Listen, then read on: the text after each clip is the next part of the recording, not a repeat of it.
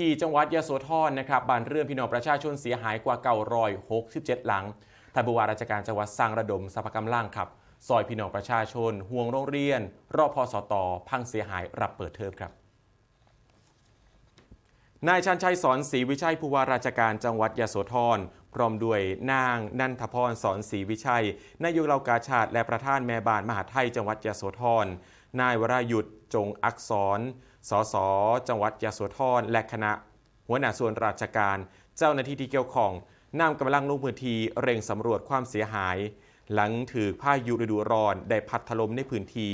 เมื่อช่วงเวลาประมาณ5 โมงแรงของวันที่ 17 เมษายนที่ผ่านมาโดนกว่าชั่วโมงครึ่งครับโดยเบื้องต้นในพื้นที่ของอำเภอมหาชนะชัยก็มีบ้านเรือนประชาชนเสียหายร่วม841หลังคาเรือนขอบคุ้มพื้นที่อยู่6ตำบลน้ำกันนะคะและก็27หมู่บ้านวัดเสียหาย2แห่งโรงเรียน4แห่งโรงพยาบาลส่งเสริมสุขภาพตำบลหรือว่ารพสตเสียหาย1แห่งทรัพย์สินทางการเกษตรที่เป็นคอกสัตว์3หลังและก็เสาไฟฟ้าแรงสูงหักโค่นร่วม15ต้น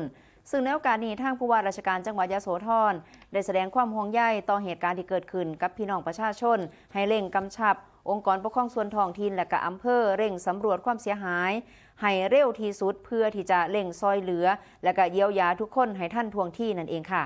นอกจากนี้ครับยังห่วงใยเป็นพิเศษต่อความเสียหายของโรงพยาบาลส่งเสริมสุขภาพตำบลครับซึ่งมีการปรับปรุงและเพิ่งใส่บริการบ่ดลนะครับแต่กลับถือพายุเฮ็ดให้อุปกรณ์ไฟฟ้าและเครื่องมือแพทย์เสียหายซึ่งมีความจำเป็นเร่งด่วนที่จะต้องดูแลสุขภาพของประชาชนรวมถึงอาคารเรียนที่พังเสียหายที่จะต้องเร่งซ่อมแซมให้ท่านการใส่งานที่ใกล้สิเปิดเทอมเร็วๆนี้ครับย้ำว่าเด็กน้อยต้องมีหม่องเรียนพร้อมกำชับให้ทุกหน่วยงานเร่งทำเรื่องเสนอตามระเบียบราชการอย่างเร่งด่วนที่สุดครับ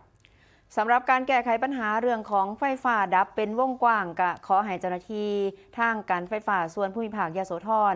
ที่บูรณาการร่วมกับทีมจากอำเภอพนมไพรจังหวัดร้อยเอ็ดเร่งติดตั้งเสาไฟฟ้าแรงสูงใหม่ทั้ง15ต้นซึ่งคาดว่าจะสามารถจ่ายกระแสไฟฟ้าให้พี่น้องประชาชนได้ตามปกติภายในมื้อนี้และนอกจากอำเภอมหาชนะชัยแล้วนะคะพายุลูกนี้ยังสร้างความเสียหายในพื้นที่อื่นๆของจังหวัดยโสธรนั่นก็คืออำเภอเลิงนกท่าได้รับผลกระทบ2ตำบล7หมู่บ้านบ้านเรือนเสียหาย122หลังคาเรือนยุ่งช้าง1หลังและก็อำเภอขอวังได้รับผลกระทบ2ตำบลและก็บ้านเรือนเสียหาย4หลังคาเรือนค่ะ